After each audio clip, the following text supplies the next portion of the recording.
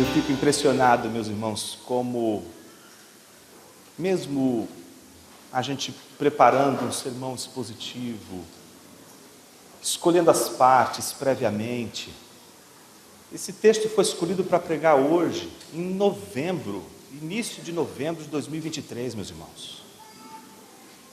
E como todas as coisas, elas vão se encaixando na providência divina. Vê a mão de Deus na escolha de tudo, da liturgia, Ele conduzindo todas as coisas. Se você está percebendo, a liturgia de hoje, ela começa com a criação, da criação, o nascimento de Jesus, do nascimento de Jesus, a sua morte, e de repente, antes da palavra, a gente canta a ressurreição de Jesus. Depois de cantarem quando enfim chegar a hora em que a morte enfrentarei, sem medo então terei vitória, verei na glória o meu Jesus que vivo está. Eu vejo o carinho de Deus com essa igreja, eu vejo o amor de Deus com o coração dos enlutados nessa manhã por conta do Marcelo, membro dessa igreja que nós nos despedimos hoje, na madrugada de ontem para hoje. Ele está reinando com Cristo, ele já está com o nosso Senhor, e essa é a nossa esperança. Não está dormindo, está com o nosso Senhor, aguardando a ressurreição do seu corpo, como um dia todos nós aguardaremos. Essa é a nossa esperança.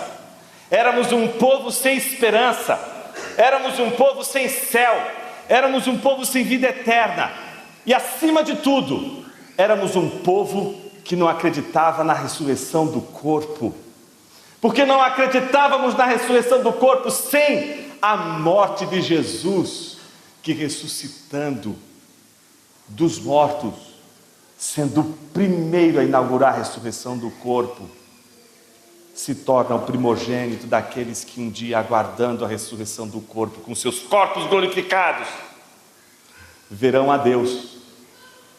E é isso que Marcelo aguarda, ver a Deus com os olhos de um corpo ressurreto, como eu e você sonhamos. Não ver a Deus com estes olhos que não suportariam, não ver a Deus com esse corpo que não suportaria a presença de Deus, mas um corpo glorificado que Deus nos dará para vermos o Filho, vermos o Pai, vermos a obra da redenção, conduzido sempre pelo Espírito de Deus. Essa é a nossa esperança, meus irmãos. A morte não é o fim. Nós não enterramos os nossos mortos, nós plantamos, nós semeamos, e é assim que Jesus disse. Jesus nos disse que uma árvore só vai nascer se a semente morrer. Vamos ler as Escrituras, dizem assim a palavra de Deus: portanto, lembrem-se de que no passado vocês eram gentios na carne, chamados incircuncisão por aqueles que se intitulam circuncisão, que é feita na carne por mãos humanas. Naquele tempo vocês estavam sem Cristo, separados da comunidade de Israel e estranhos às alianças da promessa, não tendo esperança e sem Deus no mundo. Mas agora em Cristo Jesus, vocês que estavam longe foram aproximados pelo sangue de Cristo, porque Ele é a nossa paz. De dois povos Ele fez um só, e na sua carne derrubou a parede de separação que estava no meio, a inimizade. Cristo aboliu a lei dos mandamentos na forma de ordenanças, para que dos dois criasse em si mesmo uma nova humanidade, fazendo a paz e reconciliasse ambos em um só corpo com Deus por meio da cruz, destruindo a inimizade por meio dela. E quando veio Cristo, Cristo evangelizou paz a vocês que estavam longe e paz também aos que estavam perto, porque por meio dele ambos temos acesso ao Pai em um só Espírito. Assim vocês não são mais estrangeiros e peregrinos, mas concidadãos dos santos e membros da família de Deus, edificado sobre o fundamento dos apóstolos e profetas, sendo Ele mesmo, Cristo Jesus, a pedra angular. Nele, todo o edifício bem ajustado cresce para ser um santuário dedicado ao Senhor. Nele também vocês estão sendo edificados, junto com os outros, para serem morada de Deus no Espírito. Oremos mais uma vez. Pai querido, fale conosco através de Tua palavra. Te agradecemos pelo Espírito Santo que conduz todas as coisas nesta igreja, que nos leva, mesmo que a gente não perceba, a fazer tudo convergir para o Filho. O Teu Espírito sabe o que a igreja sempre precisa. A igreja precisa sempre ver Jesus. E o Teu Espírito não falha, o Teu Espírito não erra. Ele continua operando, Ele continua atuando na igreja, para que a igreja veja Jesus em tudo. Te agradecemos pela obra do Espírito, Senhor, porque sem ela tentaríamos fazer uma igreja sem o mais importante, o seu Senhor, o noivo. Por isso dizemos nessa hora: vem Espírito de Deus, ilumina nossa mente, para que vendo a Tua palavra, a gente possa olhar para Jesus e dizer a Ele: vem Jesus, vem, nós estamos à Tua espera. Essa é a nossa oração, Pai, hoje e sempre. E é no nome de Jesus, Teu Filho, que oramos. Amém.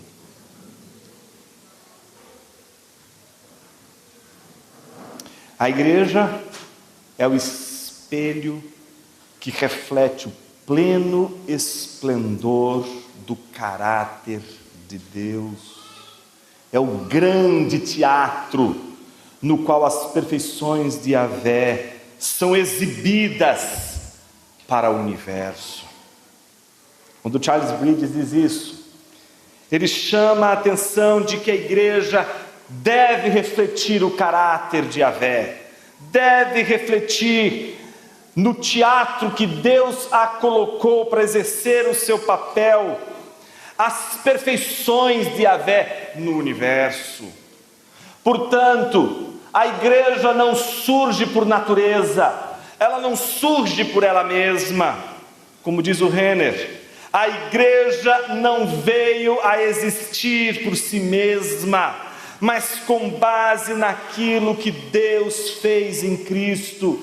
A igreja só existe, não porque Deus operou algo na igreja, mas porque Deus operou em Jesus. E o que Deus faz em Jesus, faz nascer a igreja.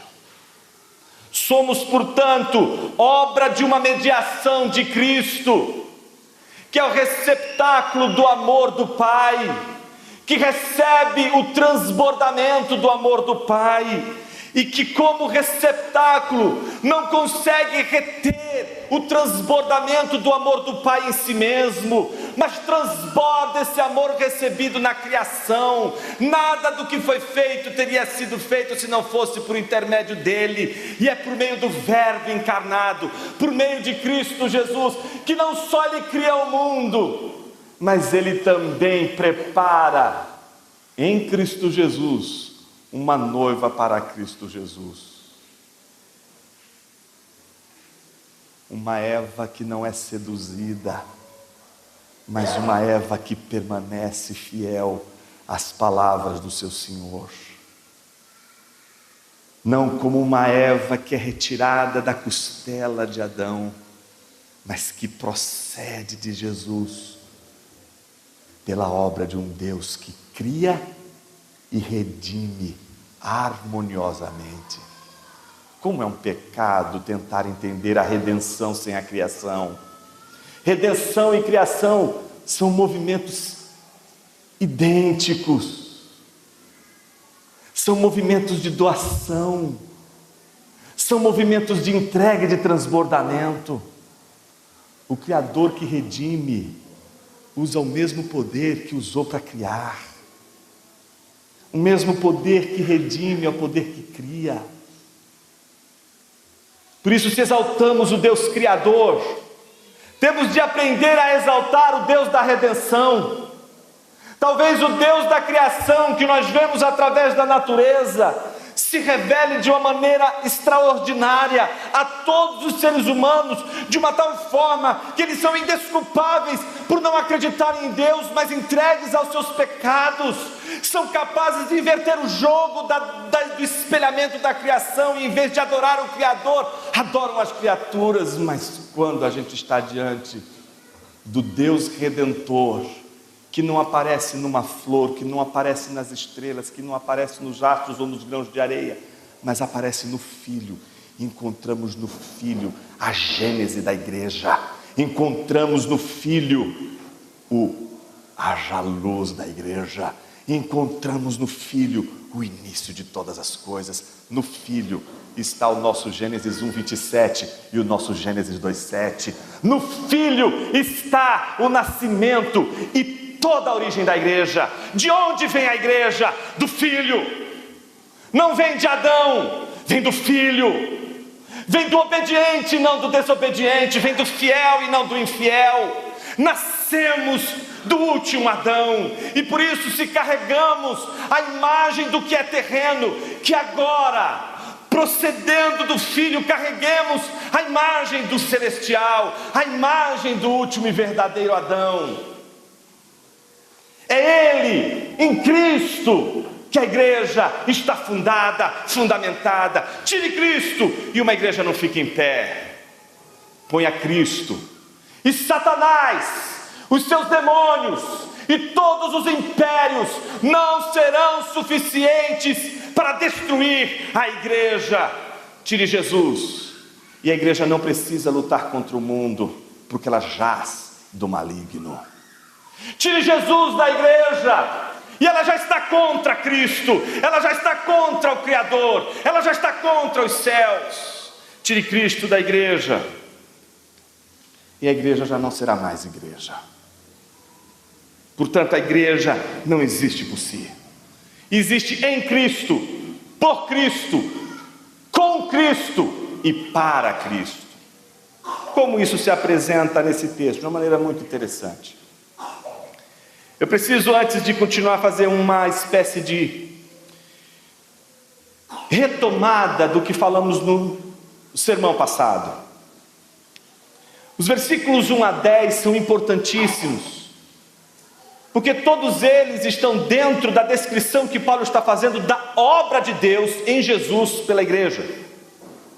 Só que essa primeira etapa foi toda ela concentrada na relação entre os gentios e Deus, e entre o povo santo de judeus crentes e gentios crentes, reunidos todos pela obra de Cristo Jesus, e que estavam mortos, mas que agora estão vivos. Isso acontece quando, desde o primeiro versículo do capítulo 2, Paulo faz um recorte com o uso de uma expressão kai rimaz, que é uma espécie de, se você quiser dizer, de aspas, certo? Quando se tem um anacoluto, o que é um anacoluto? Quando você tem ali, falando da obra de Deus, Deus está fazendo algo, tá certo? E agora ele vai falar o que Deus fez. Deus deu vida a vocês que estavam mortos, e aí ele vai continuar. Só que Paulo não consegue continuar o que ele vai continuar, falando da obra de Deus, sem tornar consciente, sem trazer para a memória da igreja a sua condição em relação a Deus antes de Cristo. Como se Paulo estivesse dizendo assim: eu poderia simplesmente escrever para vocês, Efésios, o seguinte: e Deus lhe deu vida, a partir do versículo 4 em diante, simplesmente dizendo: mas Deus, sendo rico em misericórdia, por causa do seu grande amor com que nos amou, estando mortos em nossas transgressões, nos deu vida juntamente com Cristo. Mas Paulo sentiu necessidade de, antes de dizer tudo isso, que a igreja soubesse o que significa: Ele te deu vida estando vocês mortos. Então ele dá uma pausa na descrição da obra de Deus. Por isso essa expressão é muito interessante, porque as nossas traduções, se você está com a ARA, se você está com a nova versão, você vai perceber que ela começa dizendo: Ele lhes deu vida. Enquanto você que está com a NVI, você que está acompanhando alguma outra versão, que está sendo mais, está observando o texto de uma maneira mais literal, você vai ver que não aparece essa expressão, não aparece essa frase. Isso tudo é uma opção que os tradutores fazem para ajudar. Às vezes ajuda, às vezes atrapalha. São como os títulos que tem na Bíblia, né? Eles não estão, não é uma coisa sagrada não, eles podem estar errados. Na verdade, quando você abre Lucas 15, todos os títulos estão errados, tá certo? Mas aquilo ali não é o que foi inspirado pelas Escrituras. Mas às vezes os tradutores fazem movimentos para facilitar a leitura, e é isso que acontece com a ARA, é isso que acontece com a NAA. Eles fazem com essa descrição uma observação para que o leitor que está lendo agora o texto não pense que mudou o assunto, não pense que agora ele está falando da igreja. Ele não está falando da igreja, ele continua falando de Deus, ele continua falando do que Deus está fazendo. Por isso as versões, por exemplo, NA, eu defendo que permaneça do jeito que está, porque exatamente ajuda aquele que está lendo a perceber que o foco não está no vocês, o foco está no que Deus está fazendo, do que Deus fez com vocês, do que Deus fez com esse povo. Então, o que primeiro Deus fez com esse povo? Trouxe vida através de Jesus. Estavam mortos em seus pecados e trouxe vida. Então agora o sujeito que estava morto está vivo.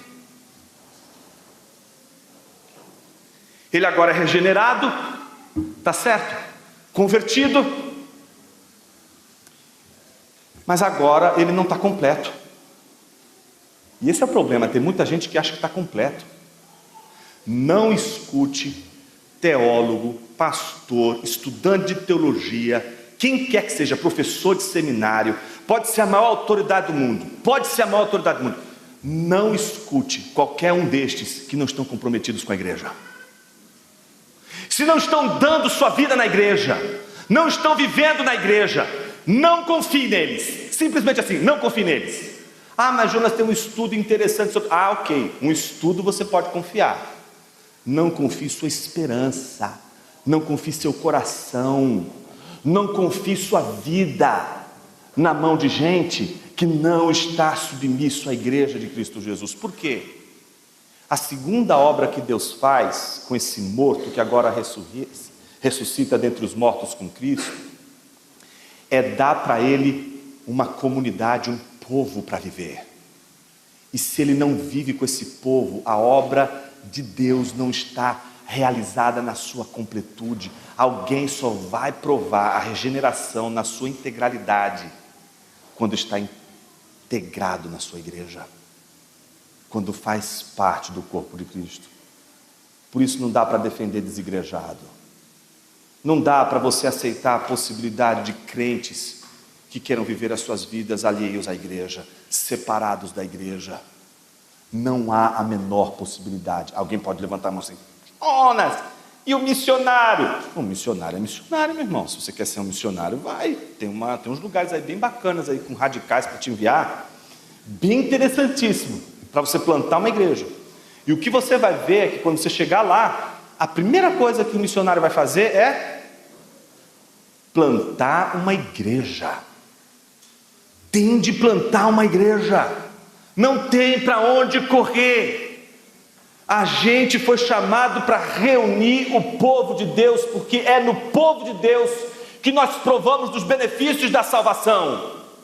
A salvação não é um momento que autoriza a tua mente a pensar coisas incríveis, que outras pessoas que não foram potencializadas não podem pensar. É claro que a regeneração te abre os olhos para entender as Escrituras, mas é porque os seus olhos se abrem para as Escrituras que você percebe a importância da igreja, você percebe a importância de estar dentro de uma igreja.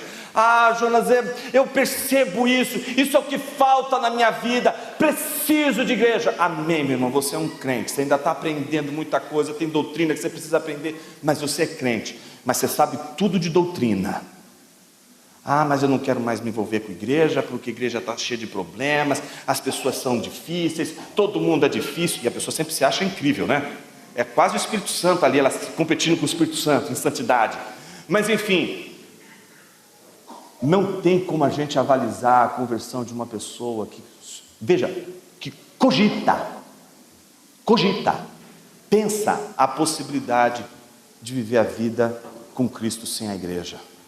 E o sermão de hoje é um sermão que apresenta razões para isso. O texto que nós lemos está dividido em duas partes,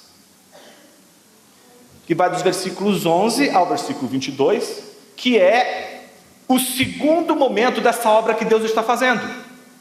A gente já sabe que a primeira obra de Deus é nos ressuscitar dentre os mortos. Nós vimos isso do 1 ao 10.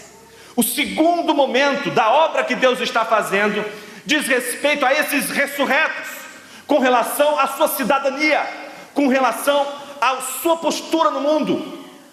O que você vai encontrar nessas duas partes é toda uma argumentação de Paulo para colocar a igreja diante de um reino. A igreja precisa descobrir que os seus membros, como a gente costuma dizer aqui, são embaixadores do reino, são súditos de um rei. Nós estamos diante de um texto de dimensões políticas impressionantes do ponto de vista do seu impacto. E essas duas partes do texto que nós vamos ler são duas partes que um soldado romano teve de ouvir. Nosso soldadinho está lá, ele não perde um sermão no domingo, em pé, de olho em Paulo, ele não pode escapar, ele não pode tirar o olho de Paulo, ele não pode deixar Paulo fugir. E o nosso soldado, submisso ao reino deste mundo, submisso ao Império Romano, vai ouvir o segundo movimento do que Deus faz com os mortos ressuscitados pelo poder do seu Filho. Versículos 11 e 2, a primeira parte, e versículos 13 a 22, a segunda parte. Uma beleza, né? Super bem organizado. 2 versículos para a primeira parte e um monte de versículos para depois, certo? É maravilhoso isso, sabe por quê? Agora você vai entender por quê. O primeiro vai mostrar o que era você sem Cristo. A segunda parte, o que é você com Cristo. Essa desproporção é natural que seja assim. Os privilégios de ser povo de Deus são muito maiores do que tudo aquilo que nos faltava antes de sermos povo de Deus. Então o que nós vamos ver na primeira parte do versículo 11 e 12? Como éramos sem Cristo. É a segunda parte, do 13 ao 22, como somos em Cristo. Sem Cristo, 11 a 12.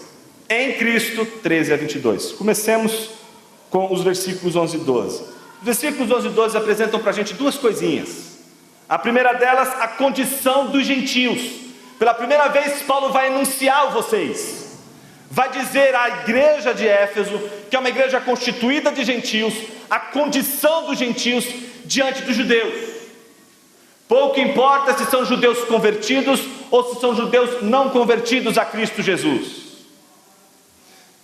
O segundo momento, depois de apresentar a condição dos gentios diante dos judeus, Paulo vai apresentar 5 consequências desta condição dos gentios em relação aos judeus. Qual é a condição dos gentios? Alguns gentios aqui vão dar muito louvor a Deus por isso. Lembrem-se de que no passado vocês eram gentios na carne, ou seja, chamados de incircuncisos porque não praticavam a circuncisão. Então, se existia algo que separava o judeu de todos os outros povos, é a circuncisão.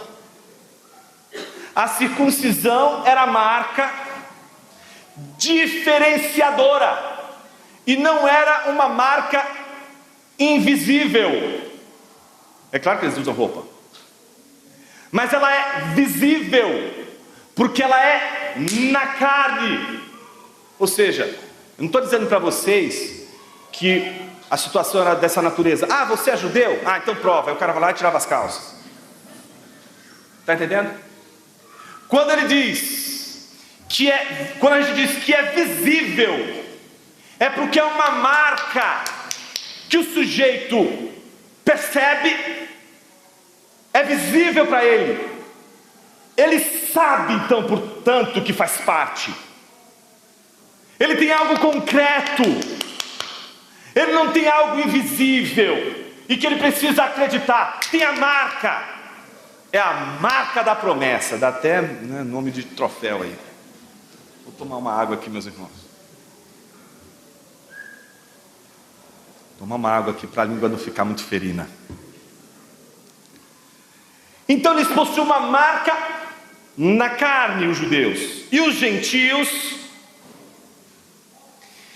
que eram, nesse sentido, considerados carnais, imorais,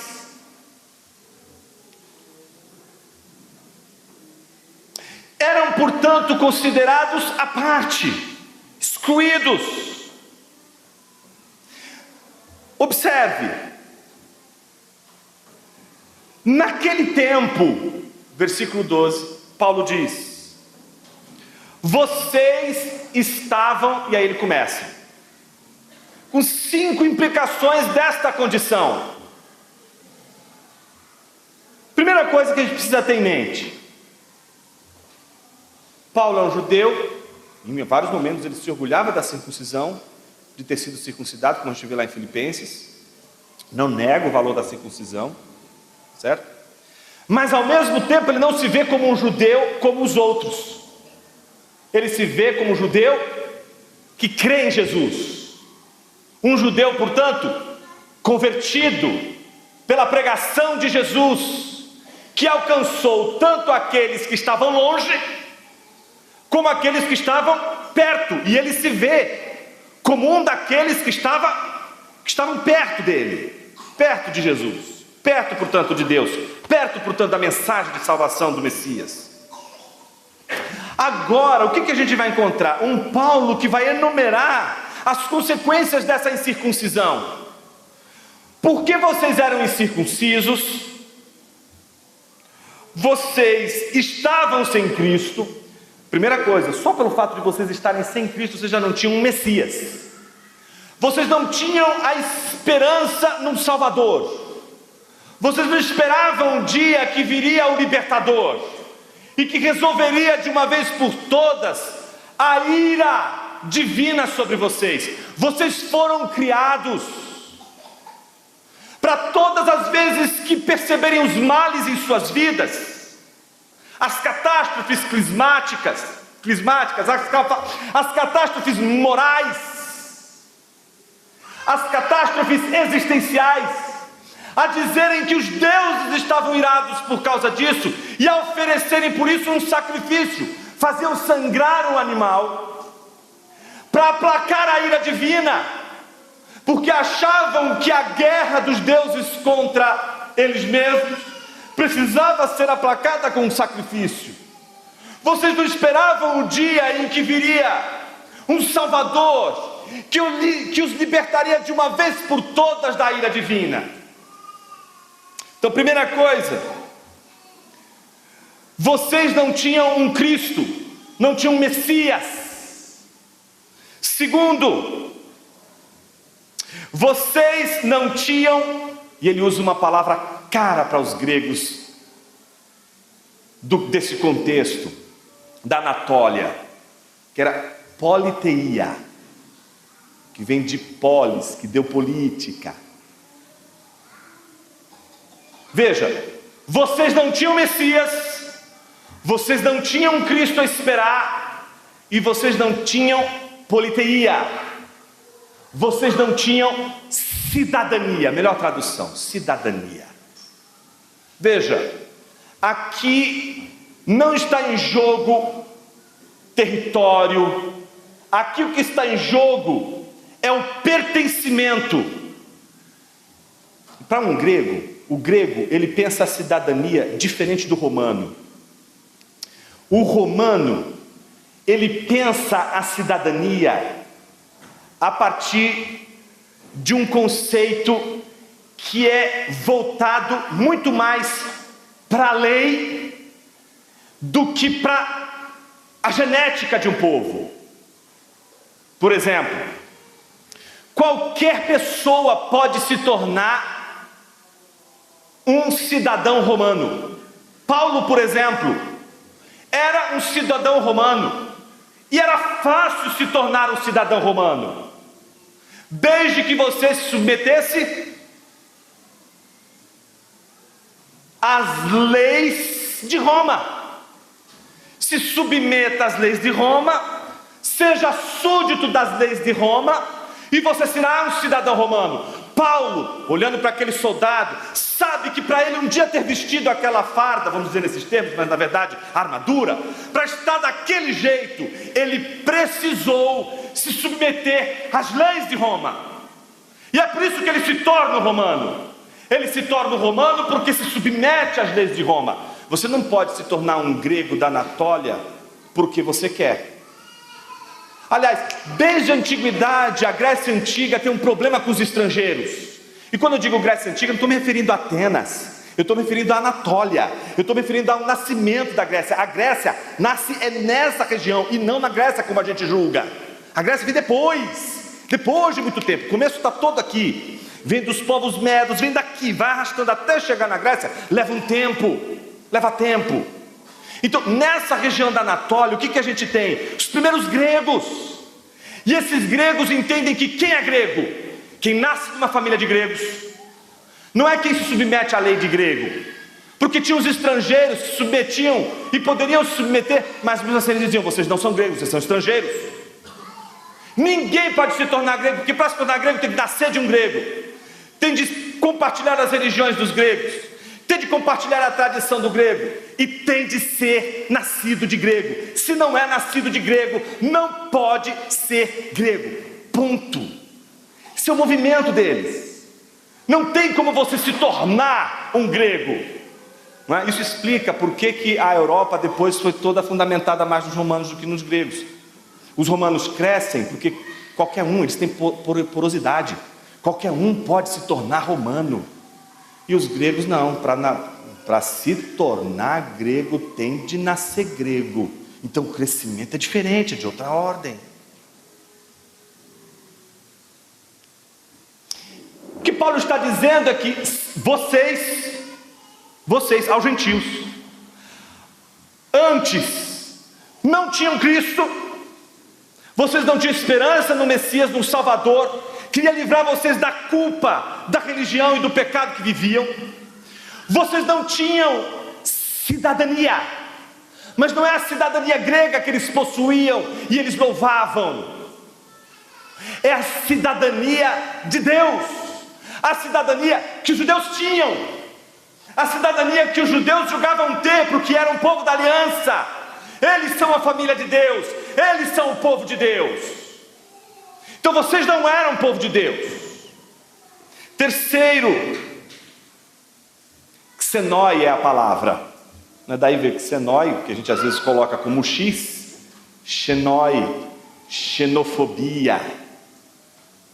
Sabe essa fobia que as pessoas têm por povos? Então imagine que aqui essa palavrinha que é usada por Paulo, xenoi, diz respeito exatamente ao terceiro elemento que eles não possuíam. Veja, sem Cristo, separados da politeia de Israel, separados, portanto, da cidadania de Israel, separados, portanto, do povo de Deus, vocês também eram estranhos.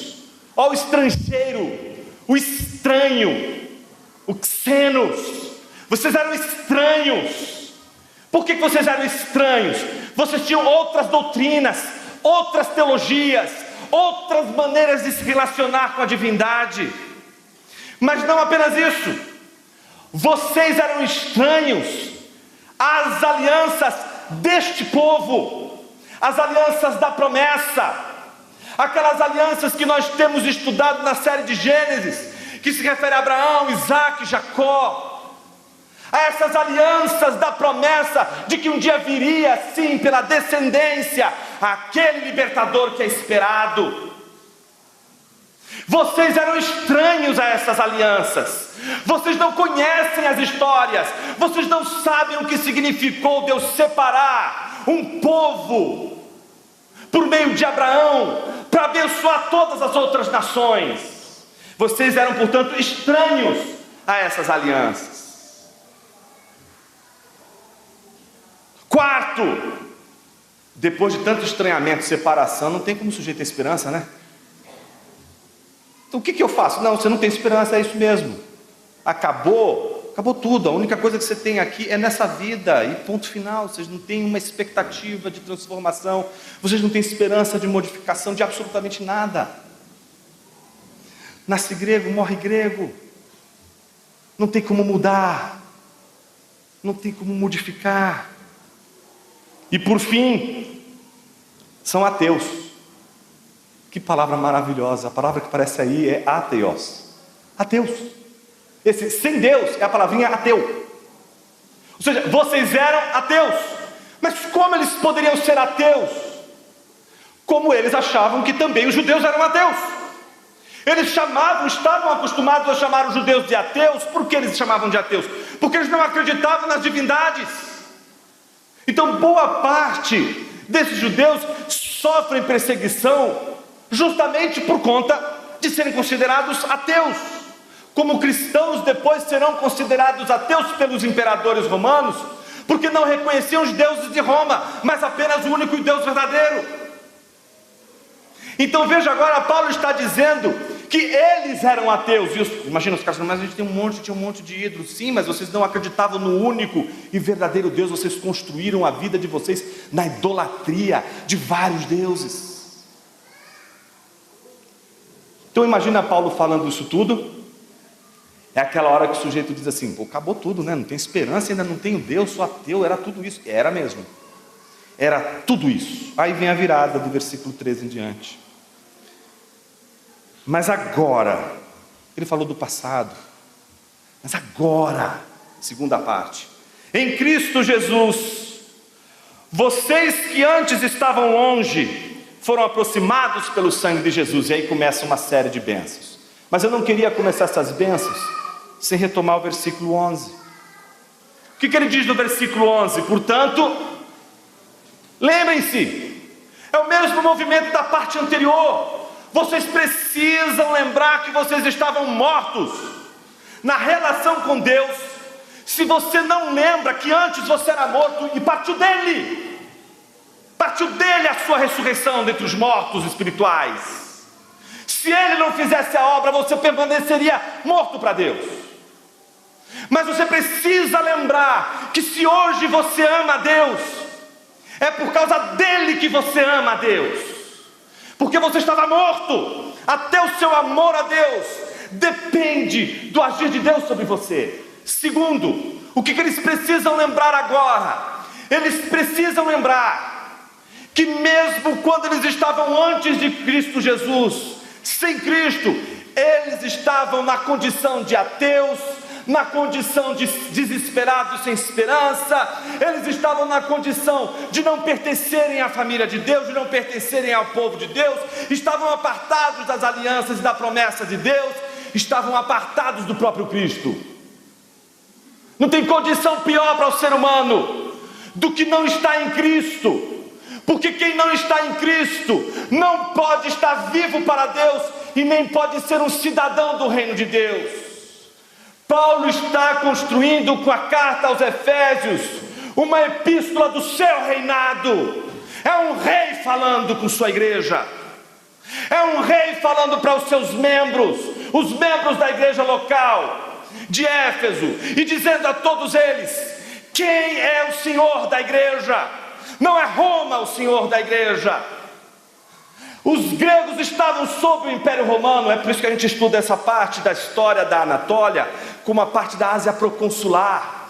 Era uma Ásia coberta de imagens de César por todos os lados, mostrando que ali, entre os gregos, quem governa são os romanos. Eles sabiam o que era estar sob o domínio do Império Romano.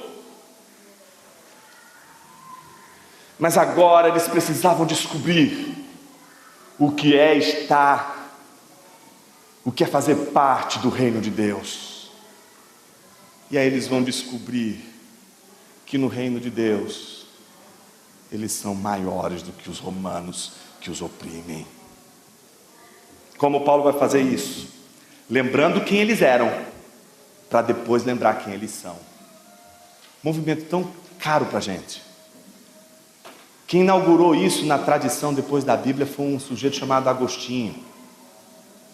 Um pastor que notou na maturidade da vida, no momento de maturidade, pastor já de igreja, notou que a profundidade da vida cristã só começa quando a gente, livro 1 ao livro 9 das Confissões, lembra o que Deus fez conosco. E não para nisso. Livro 10 ao 13, o que Deus faz comigo agora, quem eu sou agora. Você não pode ter apenas o testemunho do que você foi. Você não pode ter o testemunho das coisas que te aconteceram no passado. Teu passado vai te sufocar. As memórias das ciladas que você caiu vão te sufocar. Se você tiver em sua memória apenas o que você fez contra o seu Senhor no passado, você vai perder as esperanças. Você vai perder o Messias. Você vai perder uma família. Você vai perder uma promessa. Você vai perder um povo e vai perder o Deus que deu seu Filho por você. Por isso Paulo não apenas quer que eles lembrem do que eles passaram, Paulo quer que eles lembrem do que Deus fez com eles, no estado em que eles se encontraram. Então, se agora eles são capazes de lembrar, eles entendem o que eles são neste exato momento. Então imagina Paulo preso, sendo agora prisioneiro de Roma, dizendo tudo isso na cara do soldado. Mas agora, em Cristo Jesus, vocês que antes estavam longe, foram aproximados pelo sangue de Cristo. Primeira boa notícia, proximidade. Estávamos longe, agora estamos perto. Os gentios não podiam entrar no templo, havia uma parede enorme, que cai em 70 depois de Cristo. Essa parede que separava os prosélitos do lugar onde só os judeus podiam sentar, representava também uma parede entre aqueles que se consideravam na igreja melhor porque nasceram crentes, porque tiveram privilégios, porque receberam o evangelho desde o início, cresceram na igreja, conheceram a palavra de Deus, foram treinados no evangelho, tem privilégios. E você que viveu lá fora, viveu a vida toda desgraçada, aí você não precisa contar mais o testemunho, que a gente já sabe o que é, que a Bíblia diz que todos eles são iguais. É só olhar a história do filho pródigo, onde a coisa vai parar. E você diz assim: puxa, como eu gostaria de ter vivido a minha infância na igreja. Portanto, essa semana passada, a gente se concentrou um pouquinho mais nos que vivem na igreja, crescem na igreja e acham que já tem tudo, mas querem flertar com um ambiente totalmente alheio ao reino de Deus. Eu quero me dirigir a você que inveja aqueles que nascem na igreja, crescem na igreja e diz assim: puxa vida, mas se eu tivesse a oportunidade de ter crescido, eu não faria tanta besteira como essa pessoa está fazendo. Imagina se eu crescesse na igreja, se eu tivesse todos os ensinamentos, é claro que eu não ia me perder, é claro que eu não ia fazer as coisas que a pessoa está fazendo. Agora eu vou falar no seu ouvidinho um pouquinho, algumas coisinhas aqui importantes. A primeira delas diz respeito à proximidade. É claro que os gentios estavam longe, mas é claro que aqueles de Deus que estavam perto também estavam longe. Paulo não está fazendo aqui uma espécie de reunião dos gentios convertidos com os judeus. Esquece, não é isso que Paulo está fazendo. Paulo não está falando dos judeus, Paulo está falando dos judeus que se curvam diante de Cristo, os santos da igreja, judeus que creem em Jesus Cristo. Imagine que você, um gentio, olha para um judeu e diz assim: mas ele cresceu com a Bíblia, ele sabe as alianças, ele sabe descrever Abraão, Isaac, Jacó, a história toda. Eu estudei, foi Sócrates, Platão e Aristóteles. Se existe uma trindade que eu conheço, é essa. O sujeito grego, ele não teve o ensinamento do bode expiatório, Para ele, é uma coisa sem explicação a doutrina da substituição vicária de Cristo. Como assim uma pessoa vai pagar no meu lugar? Não faz sentido para ele uma coisa como essa. Ele precisa aprender as coisas, então ele está aprendendo tanta coisa, com tanta novidade, que ele vorazmente vai aprendendo aquilo, enquanto o judeu vai crescendo ouvindo tudo aquilo, e para ele... Só que não é esse judeu que a gente está se referindo aqui. A gente está se referindo àqueles judeus que cresceram ouvindo tudo, seguiram a tradição, cumpriram os mandamentos, mas perceberam que isso nada valeria se eles não olhassem para o Messias agora, ressurreto, com a palavra da evangelização, com a palavra da paz, com a obra que ele realizou de reunir o povo que estava perdido ao seu Senhor. Então o que acontece? A gente tem uma parede separando irmãos. Um porque já conhecia a Torá, sabia a Torá de cor salteado, e o outro que não sabia nada da Torá, mas sabia um pouquinho de Platão, sabia um pouquinho de Aristóteles. Então veja, mas agora em Cristo Jesus, vocês que antes estavam longe, foram aproximados pelo sangue de Jesus. O sangue de Jesus é que aproximou você, não dos judeus, mas aproximou você dos judeus que se curvaram diante de Jesus, daqueles que encontraram Jesus, daqueles que mesmo tendo a Torá, precisaram ter um encontro com Cristo. Mesmo você que cresce na igreja, você precisa ter um encontro com Cristo, tanto quanto aquele que cresceu sem Bíblia na casa. Se tinha, ela estava aberta no Salmo 91, e é só o Salmo 91. Mas é o sangue de Jesus que cobre esses judeus que se prostram diante de Jesus e esses gentios que prostram-se diante de Jesus. E eles estão tão lavados, que a única coisa que a gente enxerga são os brancos dos olhos. O resto, todo mundo tem uma só cor, a cor vicária de Jesus, o escarlate de Jesus, o sangue de Jesus, todos cobertos pelo sangue de Jesus. Por isso não faz sentido falar mais entre judeu e gentil, porque todos agora são povo de Deus. Não somente isso, não é só proximidade pelo sangue. Versículo 14, ele faz de dois povos um só. Deus não tem dois povos, Deus só tem um povo, um único povo. E o que acontece aqui? Veja o versículo 14, versículo 14, porque ele é a nossa paz. O sangue de Jesus é a nossa paz. Ele com o seu sangue trouxe paz. Veja, na parte anterior, o sangue de Jesus trouxe paz entre nós e Deus. Mas agora, Paulo não está falando dessa paz entre nós e Deus. Paulo está falando entre os irmãos. Entre todos os irmãos existe uma paz, mediada pelo sangue de Jesus. Uma igreja não pode viver em inimizade, porque a paz de Jesus, ela é marcada por este sangue que cobre toda a igreja. Portanto, de dois povos ele faz um só. Não pode existir facção. Facção é coisa de crime organizado. Aqui não existe facção. Na igreja não pode existir facção. Não pode existir divisão na igreja. Divisão na igreja é fraturar o corpo de Cristo, é machucar o corpo de Cristo, é ferir o corpo de Cristo. Portanto, ele traz paz, porque agora não tem mais diferença. Todos agora são um só povo. Com isso, Paulo está querendo negar a experiência.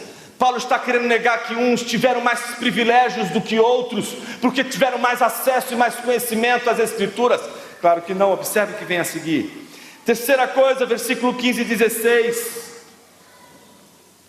Cristo aboliu a lei dos mandamentos. Muito cuidado nessa hora, não vai rasgar os 10 mandamentos não, fica em paz aí, irmão. Eu sei que você estava louco para riscar aquilo da sua lista, porque aquilo te perturba.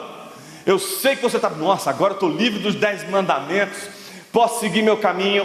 Bem, resposta errada, fique em paz, os 10 mandamentos são palavra do Senhor, tem de segui-los. Jesus não está abrindo mão dos 10 mandamentos.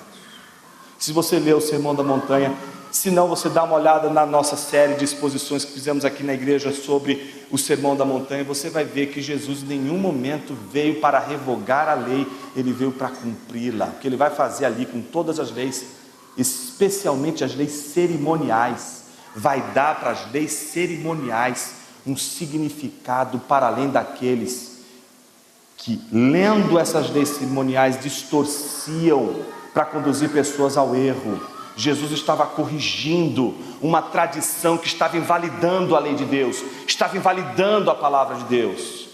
O que Paulo está dizendo agora diz respeito aos mandamentos que justamente fundamentavam a circuncisão. Então veja lá, nos 10 mandamentos não tem o item, né? Circundarás. Não, fica tranquilo, irmão, você está livre dessa. Lá você não tem. São em outros mandamentos que você vai encontrar a circuncisão. E o que Paulo está dizendo? Cristo aboliu. Não vai ter continuidade. Não tem continuidade. Circuncisão ficou no passado. Circuncisão diz respeito ao que eles estavam fazendo antes. Os santos judeus agora que creem em Jesus Cristo entendem que a circuncisão, ela não é mais o fundamento do que Cristo exige, porque agora Cristo, a obra de Cristo, o sangue de Jesus, ele é mais poderoso do que o sangue na carne, o sangue na circuncisão. Ele é um sangue visível, ele é o sangue que tem de ser visto, não é mais o sangue do prepúcio, não é mais uma marca na carne, na sua carne, mas é a marca no Cordeiro, é o sangue do Cordeiro, é o sangue que mancha as nossas vidas, purificando as nossas vidas de todo o pecado. Este é o sangue que nos marca de uma vez por todas. Cristo aboliu as leis dos mandamentos na forma de ordenanças, para que dos dois criassem em si mesmo uma nova humanidade. Então para de brigar vocês dois entre circunciso e circunciso. Vocês dois são povo de Deus. Vocês agora são família de Deus. Vocês agora são politeia de Deus. Vocês agora pertencem ao povo de Deus, são família de Deus, comunidade de Deus. Terceiro, depois da reconciliação, quarto, depois da reconciliação, melhor dizendo, terceiro, né? No 15 e 16. Mediante a reconciliação por meio de um só corpo, Paulo reúne esses dois povos. Observe o versículo 14 em diante. Porque ele é a nossa paz de dois povos, fez um só, e na sua carne derrubou a parede de separação que estava no meio, a inimizade. Cristo aboliu a lei dos mandamentos na forma de ordenanças, para que dos dois criassem em si mesmo uma nova humanidade, fazendo a paz. 16.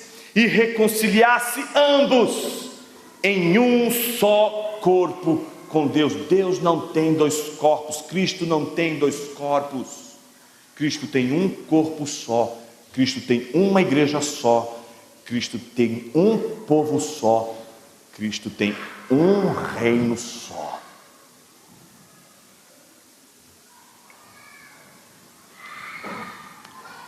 Quarto, versículos 17 e 18. Porque estamos em Cristo, fomos evangelizados tanto quanto foram evangelizados os judeus. Observe o versículo a seguir. E quando veio, Cristo evangelizou paz a vocês. Vocês têm paz com Deus. Mas observe, vocês que estavam longe, e veio evangelizar a paz também aos que estavam perto. Como não lembrar de Lucas capítulo 15? O pai que ama o filho que está perto, o pai que ama o filho que está longe, o pai que com a graça perdoa os pecados do filho que está longe, que recebe o filho que está longe, que agora está perto, e que agora vai exortar o filho que está perto a perceber que a mesa é a mesma para os dois. Não haverá duplicidade de mesa. Não existem duas ceias do Senhor. Existe um único rei, existe um único povo, uma única igreja e uma única mesa. A mesa do Senhor é para o seu povo. O casamento também é para uma noiva só. Jesus não é a favor da bigamia. Por fim, quinto, ele nos torna concidadãos dos santos e da família de Deus. Versículo de número 19. Observe, a partir do 17. E quando Cristo evangelizou, paz a vocês e que estavam longe, e paz também aos que estavam perto, porque por meio dele ambos temos acesso ao Pai em um só Espírito. Assim vocês não são mais estrangeiros e peregrinos, mas concidadãos dos santos e membros da família de Deus. Agora vocês não são estrangeiros, e eles sabem o que é ser estrangeiro. Eles tratavam mal os estrangeiros, no sentido de que os estrangeiros não poderiam jamais participar daqueles benefícios que pertenciam somente ao seu povo. Agora é o contrário. Agora eles, que rejeitavam os estrangeiros, se tornam estrangeiros, são agora acolhidos, são recebidos como família de Deus.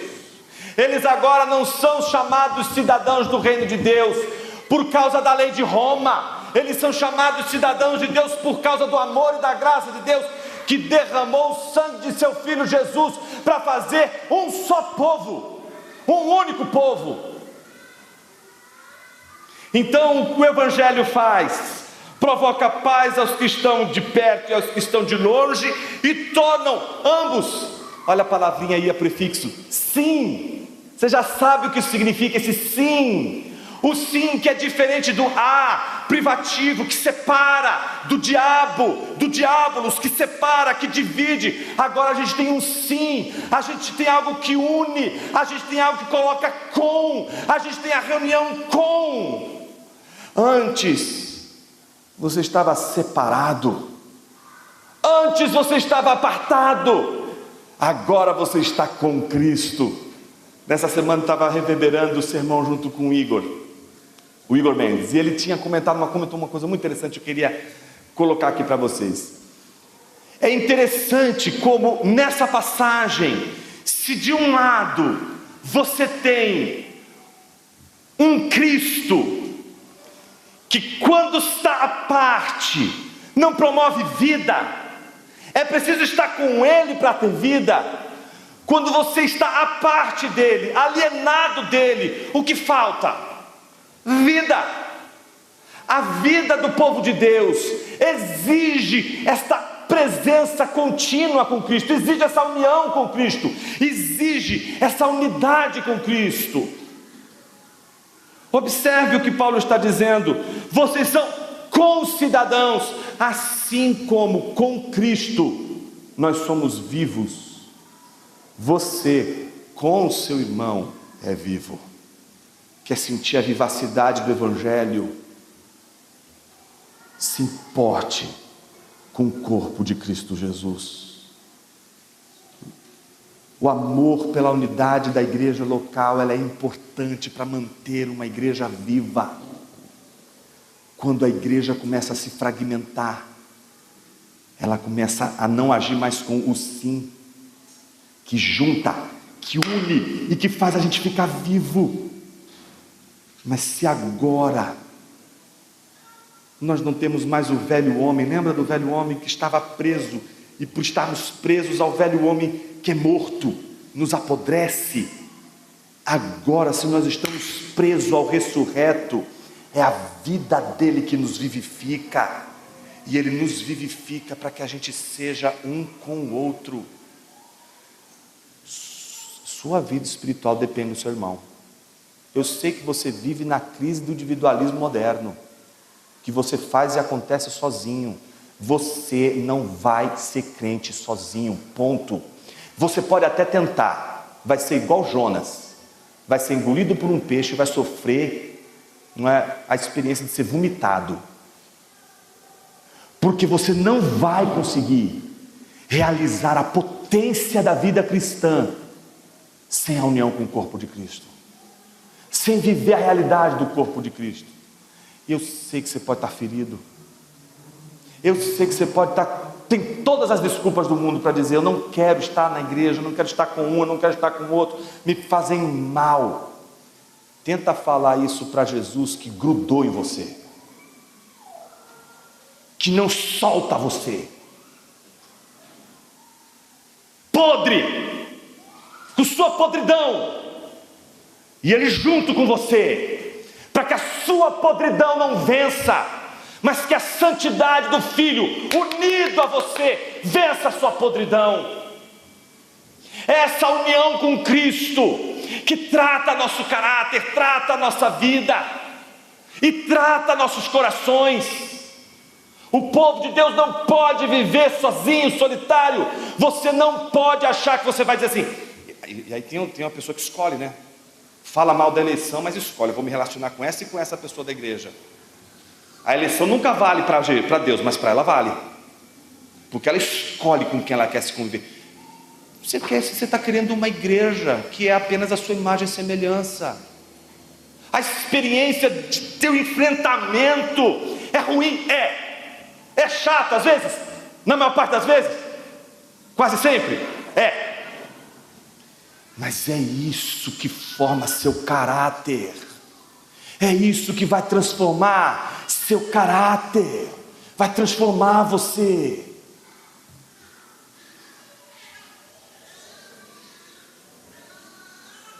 Sexto, na união com Cristo, somos edificados sobre o fundamento dos apóstolos e profetas, sendo Ele mesmo Cristo a pedra angular. Você já viu um arco da Anatólia?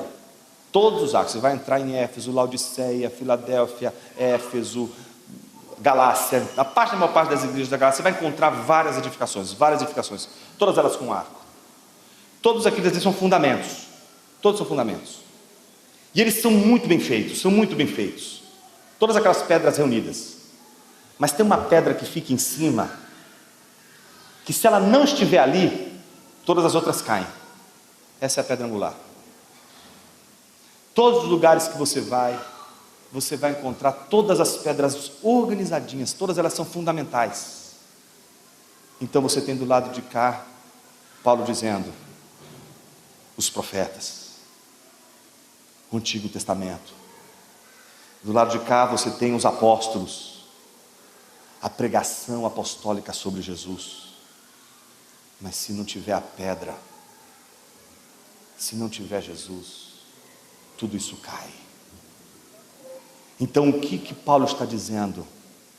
Vocês precisam disso, de estar um com o outro.